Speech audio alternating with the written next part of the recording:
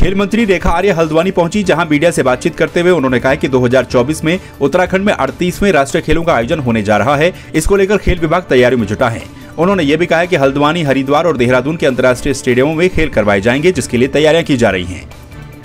रेखा आर्य ने जानकारी देते हुए बताया कि हल्द्वानी और देहरादून अंतर्राष्ट्रीय स्टेडियम का काम लगभग 70% पूरा हो चुका है। देखिए, हमें राज्य में 38वां राष्ट्रीय खेल का आयोजन करना है। 2024 में इसका होना तय है। हम लोग उसकी तैयारी पूरी गंभीरता से कर रहे हैं। अवस्थापना की स्थिति में मैं मानती हूँ कि लगभग 70 से 80% हमारा कार्य पूर्ण हो गया है। रही बात चाहे वो हल्द्वानी इंटरनेशनल स्टेडियम की हो अथवा देहरादून की हो अथवा हरिद्वार की हो, मैं मानती हूँ कि हम लोग उसके लिए गंभीर प्रयास कर रहे हैं। राष्ट्रीय खेल के आयोजन से पहले वैसे तो इसी वर्ष के अंत या 2023 के मध्य में जो है सभी चीज़ों का समाधान, जो भी चाहे वो लिंगारॉन हो, देहरादून का हमारा स्टेडियम हो अथवा यहाँ का हो, हम लोग उसको शॉर्ट आउट कर लेंगे। अल्मोड़ा के हेमवती नंदन बहुगुणा स्पोर्ट्स स्टेडियम में पहुंचकर खेल मंत्री रेखा आर्य ने जनपद स्तरीय खेल महाकुंभ का शुभारंभ किया। इस महाकुंभ में अलग अलग ब्लॉकों से खिलाड़ी पहुंचे हैं, जिनको कैबिनेट मंत्री ने खेल भावना से खेलने की शपथ दिलाई। पहले चरण में 800 मीटर की दौड़ का आयोजन किया गया, जिसमें पहला, दूसरा और तृतीय स्थान प्राप्त करने वाले खिलाड़ियों को सम्मानित किया गया। देखिए, खेल महाकुंभ की शुरुआत आज जिला स्तरीय स्तर पर किया जा रहा है और निश्चित रूप से यह न्याय पंचायत स्तर से होते हुए, ब्लॉक स्तर से होते हुए आज अपने जिला स्तर पर पहुंचा है और कल को इस प्रतियोगिता से विजेता बच्चे जो है वो राज्य स्तर पर जाएंगे। मैं मानती हूँ कि खेल के प्रति हमारी सरकार जिस प्रकार से गंभीरता से हर कदम प्रयास उठा रही है, उसको हम यहाँ पे प्रत्यक्ष रूप से देख रहे हैं। ये बच्चे बिल्कुल न्याय पंचायत स्तर पर, ग्रामीण स्तर पर इन बच्चों को जो है अवसर दिया गया कि आप खेल में अपने प्रतिभाओं को आजमाने का काम करें और उससे चयनित होते हुए वे कल आने वाले समय में राज्य स्तर और आने वाले समय में जो है नेशनल स्तर पर या अंतर्राष्ट्रीय स्तर पर जा सके, उसको हम लोग सुनिश्चित कर रहे हैं। तो हमारी कोशिश है कि उत्तराखंड जो है जिस प्रकार से देवभूमि के नाम से हम सब लोग जानते हैं कि उत्तराखंड का परिचय आता है, तो मैं चाहती हूँ कि आने वाला समय उत्तराखंड का परिचय खेल प्रतिभाओं के नाम से भी आए। होने को उसकी शुरुआत लक्ष्य सेन से, जो कि हमारे अल्मोड़ा जनपद के ही हैं, वहाँ से हो चुकी है। एकता बिष्ट है, उनसे भी हो चुकी हैं, लेकिन ऐसे प्रतिभावान खिलाड़ी अभी संख्या में, गिनती में है। मैं चाहती हूँ कि असंख्य बने, तो उस और लगातार हम लोग गंभीरता से प्रयास कर रहे हैं। कोशिश हमारी न्याय पंचायत स्तर से बच्चों को आगे बढ़ाने की है और समय दर समय अवसर देने की है, जो लगातार हम लोग दे रहे हैं। कैबिनेट मंत्री गणेश जोशी और रेखा आर्य ने कांग्रेस के सचिवालय कूच पर तंज कसते हुए कहा कि कांग्रेस के बड़े-बड़े नेता अपने अस्तित्व की लड़ाई लड़ रहे हैं। दोनों ही कैबिनेट मंत्रियों ने कहा कि कांग्रेस खुद भ्रष्टाचार में डूबी हुई है। उन्होंने ये भी कहा कि कांग्रेस इस तरह के प्रदर्शन जीवित रहने के लिए कर रही है।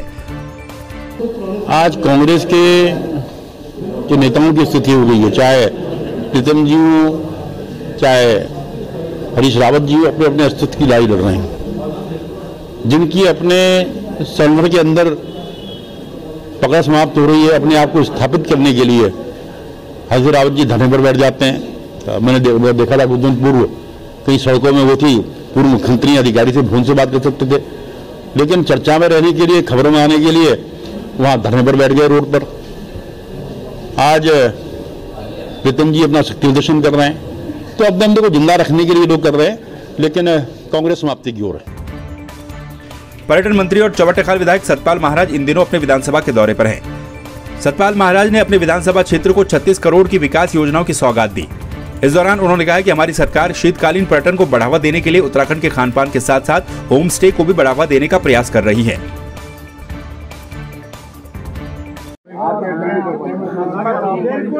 महिलाओं का सम्मान करती है और मुझे बहुत अच्छा लगा कि माननीय मंत्री जी के क्षेत्र में मेरा बहुत स्वागत हुआ है।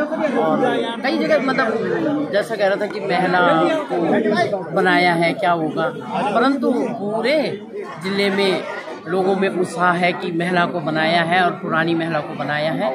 और वो संगठन का भी, सरकार का भी सबका धन्यवाद देते हैं। सभी कार्यकर्ता खुश हैं। वासियों को 12 करोड़ 19 लाख 82 हज़ार की सौगात दी गई है। इसमें हम लोग सतपुली के अंदर कार पार्किंग बना रहे हैं, जो 3 करोड़ 52 लाख 53 हज़ार का बन के तैयार होगा। इसमें यहाँ ब्यास घाट में एक TRH बनने जा रहा है, जो मुख्यमंत्री की घोषणा है। 4 करोड़ 76 लाख 57 हज़ार। नगर पंचायत सतपुली में बहुमंजिला शॉपिंग कॉम्प्लेक्स और यहाँ पर सभागार बन के तैयार होगा। 2 करोड़ 81 लाख 6 हज़ार की लागत में बन के तैयार होगा। ये यहाँ के लिए बहुत बड़ी सौगात है। चामासूधार में लिफ्ट निर्माण का लोकार्पण आज किया गया है। 1,09,66,000, 12,19,82,000 की सौगात दी गई है। ये 3 दिन के प्रवास में 36 करोड़ की योजनाओं का हमने शिलान्यास और लोकार्पण किया है, जो बहुत महत्वपूर्ण योजनाएं हैं। अभी मैं मैठाणा घाट रसिया महादेव की पंपिंग योजना का करके आया। बहुत इम्पॉर्टेंट वो है और उस क्षेत्र के लिए वो पानी पहुंचाएगी, सबको पानी मिलेगा। और यहाँ पर जो है पलायन जो हमारा है, पानी के अभाव में पलायन हो रहा है, सड़कों के अभाव में पलायन हो रहा है, उस पलायन को रोक लगेगी। महाराज जी, संतोधार में जो विद्यालय है उसमें टीचरों के अभाव कम है और वहाँ पे प्रधानाचार्य की भी नियुक्ति नहीं है, तो कहीं ना कहीं बच्चों के पाठन में निश्चित रूप में आपकी बात है, वो मैंने शिक्षा मंत्री जी से बात की है, वो उसकी भरपाई करेंगे, जो कमियां हैं उसको पूरा करेंगे। सर, कहना झील निर्माण की आपके द्वारा घोषणा की गई, उसमें कार्य झील के अंदर हमारी जो है DPR बन रही है, थोड़ा सा उसको हम रिवाइज कर रहे हैं और निश्चित रूप में अभी एक पंपिंग योजना की जो हमारे लैंसडाउन के पानी के लिए, उसके लिए भी इस झील का उपयोग किया जाएगा और भी क्षेत्र के अंदर पानी के लिए झील का उपयोग किया जाएगा। झील बनने से पर्कुलेशन ऑफ वाटर बढ़ता है और उससे सोते फूटते हैं, तो ये बहुत ज़रूरी है कि पहाड़ के अंदर जगह जगह झील बने, तो हमारी स्यूसी की और सतपुली की झील बनके तैयार होगी निश्चित रूप में। जैसे आप पर्यटन देख रहे हैं और पर्यटन के लिहाज से मांग उठती रही है कि जो चारधाम यात्रा है वो पौड़ी से और सतपुली से निकले, इसमें कुछ आपका? इसमें मेरा ये कहना है कि ये मांग उठती रही है कि रामनगर से, आपके कोटद्वार के मार्ग से और उसके बाद विकासनगर के मार्ग से भी यात्रा को शुरू किया जाए। यात्रा वामवर्ती होनी चाहिए और वामवर्ती में पहले यमुनोत्री आता है, फिर गंगोत्री आता है, केदारनाथ और बद्रीनाथ आता है। कुछ लोग कोटद्वार से भी यात्रा करते हैं, रामनगर से भी यात्रा करते हैं। तो भविष्य के अंदर मेरा इसका पूरा हम एग्जामिनेशन कर रहे हैं, किस प्रकार से क्लाइमेटाइजेशन करने के लिए यात्रियों को रोका जाए, क्योंकि बहुत से यात्री दवाई खाते हैं और कहते हैं कि हम तो स्वस्थ हैं, वो स्वस्थ नहीं माना जाए। जो वृद्ध लोग हैं वो रास्ते में रेस्ट करते हुए जाएं, इस प्रकार की पूरी योजना बना रहे हैं, इसका पूरा कुशल संचालन बना रहे हैं। और आगे भविष्य के अंदर जो एविएशन के अंदर लोगों को दिक्कत हो जाती थी, हेलीकॉप्टर नहीं मिलते थे, उनके सीट्स का कैंसिलेशन हो जाता था, उसमें भी हम लुक इनटू कर रहे हैं, देख रहे हैं, ताकि भविष्य में किसी भी यात्री को कष्ट न हो। नई जिला बागेश्वर में कैबिनेट मंत्री चंदन राम दास ने तहसील काफलीगैर के खरेही पट्टी में 29 करोड़ की लागत से विभिन्न ग्राम समूह पंपिंग पेयजल योजनाओं का पूजा अर्चना कर विधिवत शुभारंभ किया। इस दौरान कैबिनेट मंत्री ने कहा कि खरेही पट्टी ग्राम समूह पंपिंग पेयजल योजना के निर्माण से इलाके के 25 ग्राम पंचायतों के 55 राजस्व ग्रामों को सीधा लाभ मिलेगा। खरेही पंपिंग योजना का आज विधिवत रूप से लोकार्पण किया है, जो लगभग 29 करोड़ की योजना है। पेयजल निगम इसकी निर्माण सहायक संस्था है। ये खरेही क्षेत्र के 25 गांवों को ये पेयजल मुहैया कराएगी। मैं खरेही क्षेत्र के लोगों को, वहाँ के जनप्रतिनिधियों को इस महत्वपूर्ण पेयजल योजना के लिए बहुत बहुत बधाई देता हूँ और बहुत बहुत शुभकामनाएं देता हूँ और अपनी सरकार का भी धन्यवाद देता हूँ, जिन्होंने मेरे क्षेत्र में कई महत्वपूर्ण पेयजल योजनाएं स्वीकृत की हैं, जिनका निर्माण कार्य भी चल रहा है। अभी जिठाई पंपिंग योजना, नगर पंपिंग योजना, मंडल सिरा पंपिंग योजना का काम शुरू होने वाला है, पूरा होने वाला है। और 2 महत्वपूर्ण योजना, एक तरमोली पेयजल योजना और कौसानी पंपिंग योजना भी स्वीकृत हो गई है। इसका भी मैं जल्दी शिलान्यास करने जा रहा हूँ। मुझे लगता है कि सरकार पेयजल मिशन के माध्यम से हर घर जल, हर घर नल पहुंचाने का काम कर रही है। मगर जो मैं नाबार्ड से पैसा लाया हूँ, इससे अच्छी योजना बने, गुणवत्तापूर्वक योजना बने, लोगों का 100% उसमें लाभ मिले, ऐसी विभाग से भी अपेक्षा करता हूँ और स्वयं भी ये चाहूंगा कि इन महत्वपूर्ण योजनाओं का रखरखाव भी ठीक ढंग से हो, दीर्घकालिक हो, ऐसी मेरी अपेक्षा है। देहरादून में जिलाधिकारी सोनिका की अध्यक्षता में कलेक्ट्रेट के ऋषिपर्णा सभागार में जन सुनवाई का आयोजन किया गया। सुनवाई में 82 शिकायतें प्राप्त हुई, जिनमें अधिकतम शिकायतें भूमि और अतिक्रमण संबंधित प्राप्त हुई। जिलाधिकारी ने सभी उप जिलाधिकारियों और तहसीलदारों को अपने अपने स्तर पर समीक्षा करते हुए शिकायतों के निराकरण के निर्देश दिए। ये तो हम कंटिन्यू, क्योंकि हम हर सोमवार करते हैं, करीबन 3 महीने, 4था महीना हो गया है चलते हुए। और इससे दोनों चीज़ें हैं, इससे जो एसडीएम्स और जो हमारे अधिकारी हैं जिले स्तर के, वो भी अब अपने लेवल पे जब उनकी कंप्लेंट्स आती हैं तो उनको त्वरित निस्तारित करने की कोशिश करते हैं, जिससे कि मंडे को यहाँ पे कोई जो सॉल्व नहीं कर पा रहे हैं बस वही कंप्लेंट्स आए और अननेसेसरी बहुत ज़्यादा कंप्लेंट्स ना आए करके। तो दोनों ही तरह से इसका फ़ायदा हो रहा है। ऑफिसर्स भी काफ़ी सेंसिटाइज हो गए हैं और साथ में जो कंप्लेनेंट्स आते हैं उनका भी निस्तारण हम कोशिश करते हैं। +82 के करीब हमारे पास अभी कंप्लेंट्स आई थी और जैसे हर बार होता है काफ़ी मिक्स कंप्लेंट्स होती हैं, पानी की, सड़क की, अतिक्रमण की। तो सभी में वही जैसे हम हर बार इंस्ट्रक्शंस देते हैं एसडीएम्स को भी, तहसीलदारों को भी और जो संबंधित विभाग हैं उनके अधिकारियों को भी तत्काल इनका निस्तारण करें। गंगोली हाट के जीआईसी खेल मैदान में चल रहे 4 दिवसीय ब्लॉक स्तरीय खेल महाकुंभ का समापन हो गया। समापन के मौके पर अंडर 21 वर्ग की, बालक और बालिका वर्ग की प्रतियोगिताओं का आयोजन किया गया। प्रतियोगिता में विजेता प्रतिभागियों को नगद पुरस्कार और प्रमाण पत्र वितरित किए गए। विजेता प्रतिभागियों को अब जिला स्तर पर प्रतिभाग करने का मौका मिलेगा। युवा कल्याण विभाग द्वारा एक सराहनीय प्रयास किया गया। ये युवाओं को प्रोत्साहित किया गया है। अब यहाँ से जो युवा प्रतिभाग करके जिले स्तर पर प्रतिभाग करेंगे, उसके बाद प्रदेश स्तर पर प्रतिभाग करेंगे और युवाओं को प्रोत्साहन मिलेगा और उन्हें आगे बढ़ने का मौका मिलेगा। भारतीय किसान यूनियन तोमर गुट ने ऐलान करते हुए कहा है कि वो 26 नवंबर को देहरादून में किसानों की समस्या को लेकर एक विशाल महापंचायत करने जा रहे हैं, जिसमें उत्तराखंड के साथ साथ उत्तर प्रदेश के किसान भी हजारों की तादाद में जुटेंगे। किसान यूनियन के राष्ट्रीय अध्यक्ष चौधरी संजीव तोमर ने कहा कि महापंचायत के जरिए सरकार को जगाने का काम किया जाएगा। आज भारतीय किसान यूनियन तोमर ने एक प्रेस वार्ता देहरादून में की है और मैं संगठन का राष्ट्रीय अध्यक्ष हूँ। चौधरी संजीव तोमर मेरा नाम है। आज पत्रकारों को बुलाकर, हमारे जो पत्रकार भाई बंधु हैं उन्हें बुलाकर बताया गया कि हमारा जो संगठन है वो 26 नवंबर में देहरादून गांव में महापंचायत करेगा, जिसमें किसानों के कई मुद्दों पर यहाँ पर पंचायत में उठाए जाएंगे, जैसे कि किसानों का बकाया भुगतान, दूसरा किसान गन्ने का रेट, तीसरा बढ़ती महंगाई, चौथा हर विभाग में भ्रष्टाचारी चरम सीमा पर है। ऐसे कई मुद्दों को लेकर के संगठन जो पंचायत करा है, जिसमें हजारों की तादाद में किसान हिस्सा लेंगे। यही कारण है कि भारतीय किसान यूनियन तोमर 26 नवंबर में उत्तराखंड देहरादून में पंचायत करेगा। मसूरी पहुंचने पर एसडीएम नरेश चंद्र दुर्गापाल का बीजेपी मसूरी मंडल, होटल एसोसिएशन और व्यापार संघ ने शॉल उड़ाकर स्वागत किया। भाजपा मसूरी मंडल के अध्यक्ष मोहन पेटवाल ने कहा कि एसडीएम नरेश चंद्र दुर्गापाल ने मसूरी आकर यहां की समस्याओं को समझा और उसी के अनुसार कार्य किया, जिस वजह से मसूरी वासियों को उनके कार्यकाल में हुए सराहनीय कार्य याद आते रहेंगे। मसूरी के साथ मेरा बड़ा स्नेह वाला संबंध रहा है। मैं लास्ट 1 ईयर से यहाँ पर हूँ और यहाँ पर मुझे बहुत अच्छी चीज़ें ये लगी कि प्रकृति ने जितना सुंदर ये शहर बनाया है, यहाँ के लोग भी खासे सुंदर और बहुत स्नेह वाले लोग हैं। जो आज मुझे फिर मिलने इतने सारे लोग आए हैं, तो मैं किसी सरकारी काम से अलग तरह से आया था, पर जो पता लगा लोग मुझसे मिलने आए हैं। मसूरी शहर ब्रिटिशकालीन खूबसूरत शहर है हमारा, जो पर्यटन नगरी के रूप में क्वीन ऑफ हिल्स है। अभी भी यहाँ इतनी संभावना, अपार संभावना है पर्यटन की। कुछ चीज़ों में हमें परेशानी हो जाती है सीजन में, जो हमारे ट्रैफिक को लेकर के है, पार्किंग को लेकर के है, थोड़ा ऑक्यूपेंसी को लेकर के है। उन पर गवर्नमेंट ने बहुत सारे स्टेप उठाए हैं। अब यहाँ रोपवे का नया प्रोजेक्ट सैंक्शन हुआ है, जिस पर काम हो रहा है। टनल में एक नेशनल हाईवे निकल रही है। सड़कों को काफ़ी चौड़ा करके रिंग रोड का प्रपोजल्स हैं। पार्किंग युद्ध स्तर पर 3-4 बना दी है सरकार ने। तो आने वाले समय पे बेहतरीन तरीके से ये टूरिज्म के रूप में काम आएंगी एसेट्स हमारी, और ये शहर खूब और ज़्यादा पर्यटकों को आकर्षित करेगा। अच्छा शहर है, लोग घूमने आए, बहुत अच्छा लगता है, यहाँ के लोग बहुत अच्छे हैं। देखिए, एसडीएम साहब यहाँ पे वर्तमान में एसडीएम चंद्र जी यहाँ पर किसी कारणवश छुट्टी पे थे, तो एसडीएम दुर्गापाल साहब यहाँ पर आए। तो एक किसी काम से हम यहाँ पर आए थे, तो सभी लोग बहुत समय से चाह रहे थे कि कभी एसडीएम साहब यहाँ पर आएँ, 2 मिनट हम उनसे मुलाकात कर पाएँ। तो उसी सदस्य में यहाँ पे चाहे होटल ओनर्स एसोसिएशन हो, चाहे ट्रेडर्स हों, चाहे अन्य लोग हों, वो सभी लोग यहाँ पर 2 मिनट साहब से मिलने आए थे, क्योंकि जिस दौरान उन्होंने यहाँ पे काम किया है उनकी प्रशंसा, पूरी जनता उनको प्रशंसा करती है। बहुत अच्छा काम उनके द्वारा किया गया। निश्चित ही उसी प्यार के तहत जो है लोग उनको यहाँ पर 2 मिनट उनसे जो है मिलने आए थे। हिमाचल के मशहूर सिंगर विक्की चौहान पहाड़ों की रानी मसूरी की खूबसूरत वादियों का दीदार करने के लिए मसूरी पहुंचे, जहां उन्होंने अपने साथियों के साथ मॉल रोड की सैर की।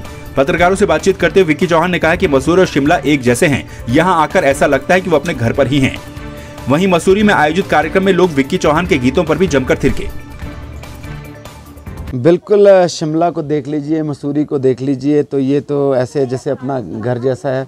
और मसूरी तो पुरानी यादें ताज़ा होगी। जब मैं मसूरी पहली बार यहाँ पर आया था उस वक्त भी लोगों ने बहुत प्यार दिया था। और पिछले कल मैं कैंपटी में था और सच में नतमस्तक हूँ ऐसी जनता के आगे कि रात को 3 बजे तक भी कोई हिलने के लिए तैयार नहीं और सब मस्ती कर रहे थे। एक कलाकार के लिए और क्या चाहिए कि जब वो किसी मंच पे होता है और उसके ऑडियंस, उसको प्यार करने वाले लोग उसको इतना मान सम्मान देते हैं कि पूरा रिस्पॉन्स देते हैं। और जो भी गाने गा रहे थे और पूरे गाने सब लोग, जबकि ये जौनपुर का क्षेत्र आता है, यहाँ पर थोड़ा पहाड़ी का जो है कल्चर गढ़वाल से मिलता जुलता, लेकिन यहाँ पर जो हिमाचल की नाटियाँ चलती है, जो यहाँ पे जौनसार के गाने चलते हैं, जो भी गाने मैं गा रहा था लोगों ने बेहतर रिस्पांस दिया और बहुत प्यार दिया। उसके लिए मैं पूरी कैंपटी का, पूरे मसूरी के सभी लोगों का, कितनी भीड़ वहाँ पर हज़ारों की संख्या में, पाँव धरने के लिए जगह नहीं थी, तो बहुत मज़ा आया। यादें ताज़ा होगी जब हम पहले आया करते थे। दोनों प्रदेशों की अगर संस्कृति की बात करें तो मैं तो एक ही चीज़ समझता हूँ, ये कोई उत्तराखंड या हिमाचल की संस्कृति नहीं है, ये तो पहाड़ों की संस्कृति है, पहाड़ों के गीत है, पहाड़ों की कला है, पहाड़ों की भाषा है। और यहाँ की संस्कृति आपस में बहुत ज़्यादा मेल खाती हैं। और अच्छी चीज़ ये है कि मैंने जितने भी गाने हिमाचल के गाए हैं और उत्तराखंड जौनसार के गाए हैं, कुछ एक गाने गढ़वाली गाए हैं, जितना प्यार मुझे हिमाचल में मिला है उतना ही प्यार मुझे उत्तराखंड में भी मिला। और उत्तराखंड में तो लोग इतना ज़्यादा मतलब मान सम्मान देते हैं कि यहाँ आकर ऐसा लगता है कि हाँ ठीक है, हम जिस काम को कर रहे हैं, जिस कला संगीत संस्कृति और गीत संगीत को काम कर रहे हैं, उसको लोग इतना मान सम्मान देते हैं, उसको मतलब मैं अगर शब्द कहूँ आपको सिंपल उस पर, तो पलकों पे बिठाते हैं यहाँ पर कलाकारों को लोग। प्रोजेक्ट हम लोग कर रहे हैं कि गढ़वाल की तरफ मैंने कुछ गाने गाए हैं, कम गाए हैं, लेकिन अभी गढ़वाली कुछ गाने जो डीजे पैटर्न के होंगे। और दोनों स्टेट की जो संस्कृति और कलाकारों का जो आदान प्रदान हो रहा है, हम लोग इधर आ रहे हैं, यहाँ के कलाकार हिमाचल आ रहे हैं, तो वो मान सम्मान के साथ यही कह सकता हूँ कि सबसे बड़ी जो चीज़ हमारी जा रही है, वो मैं पहले भी आपको कह चुका हूँ, हमारी भाषा का आदान प्रदान जो हो रहा है। इससे क्या है कि जो हमारे जो नई जनरेशन है, नए जो बच्चे हैं, उनमें कहीं ना कहीं तो हमारा गीत संगीत जिंदा रह रहा है, क्योंकि दुनिया बहुत आगे, बहुत तेज़ी से बढ़ रही है। ये ना हो कि कहीं हमारी कला, हमारी संस्कृति, हमारी भाषा, हमारे गीत, हमारा संगीत वो पीछे छूट जाए। तो इसमें हर एक कलाकार का एक फ़र्ज़ बनता है कि वो अपने गीत संगीत के माध्यम से बिल्कुल आगे जाने की कोशिश करे और इतनी मेहनत करे, जी जोड़ मेहनत करे कि हमारा गीत हमेशा ज़िंदा रहे, हमारा संगीत ज़िंदा रहे। आपके जो नया गाना है उसकी 2 लाइनें आपको मिला के सुना। देखिए, नया गाना तो बहुत सारे गाने हैं, और अगर अभी लेटेस्ट गाना एक तो महाराज का भी गाया था, लेकिन जो आजकल जो पॉपुलर है और बहुत ज़्यादा पॉपुलर चल रहा हुआ है, नके ढोबती लिट्टी सुनरी पैरे चांदीरी पायल, मेरी बाली माँ पैरे चांदीरी पायल, आणियों दी बाटणो गोरो के तोए किया घायल, मेरी बाली माँ तोए किया घायल, बाली माँ मेरी प्यारी बाली माँ, साजना मेरे प्यारे साजना। हल्द्वानी पहुंचे भाजपा के प्रदेश महामंत्री आदित्य कोठारी का पार्टी के प्रदेश प्रवक्ता हेमंत द्विवेदी ने अपने आवास में कार्यकर्ताओं के साथ भव्य स्वागत किया। इस दौरान प्रदेश प्रवक्ता हेमंत द्विवेदी ने बीजेपी के प्रदेश महामंत्री आदित्य कोठारी को बाबा नीम करौली महाराज की फोटो भी भेंट की। वहीं प्रदेश महामंत्री आदित्य कोठारी ने मीडिया से बातचीत करते हुए कहा कि वो अपने कुमाऊं दौरे के दौरान हल्द्वानी, नैनीताल, भीमताल और अन्य जगहों पर पार्टी के पदाधिकारियों और कार्यकर्ताओं से मुलाकात कर रहे हैं। अभी हमारा संगठनात्मक पर्व चल रहा है। अभी प्रदेश की टीम बनी है, जिलाध्यक्षों की नियुक्ति हुई है, और इसी के साथ में हमने सभी जिलों के प्रभारियों की भी नियुक्ति की है। अभी यथाशीघ्र जिले की कार्य समितियों का गठन होगा, सभी मंडलों में नई मंडल अध्यक्ष सहित पूरी टीम का गठन भी होगा, और भारतीय जनता पार्टी को हम बूथ स्तर तक बहुत मजबूती के साथ में और बहुत सशक्त तरीके से जो है पहुंचाना चाहते हैं। यही अभी 1 महीने के भीतर ये सारी गतिविधियां संपन्न होंगी, और तुरंत फिर अगले वर्ष 2023 में स्थानीय निकाय के चुनाव हैं, नगर निगम के, नगर पंचायत, नगर पालिकाओं के चुनाव भी हैं, और उसके बाद फिर लोकसभा के चुनाव भी हैं। बड़ी चुनौतियां हैं। भारतीय जनता पार्टी अपने संगठन को मजबूत करते हुए इन सभी चुनौतियों से निपटते हुए बड़ी सफलता के साथ में आगे बढ़ेगी। नैनीताल हाईकोर्ट के मल्लीताल से हल्द्वानी स्थानांतरण की कैबिनेट के द्वारा मुहर लगाए जाने के बाद हल्द्वानी कोर्ट के अधिवक्ताओं में खुशी का माहौल है। अधिवक्ताओं का कहना है कि इससे वादकारियों को फायदा होगा और महंगाई का बोझ भी कम पड़ेगा। उनका कहना है कि भौगोलिक दृष्टि से देखा जाए तो हाईकोर्ट नैनीताल से हल्द्वानी शिफ्ट करना ही सरकार का सही निर्णय है।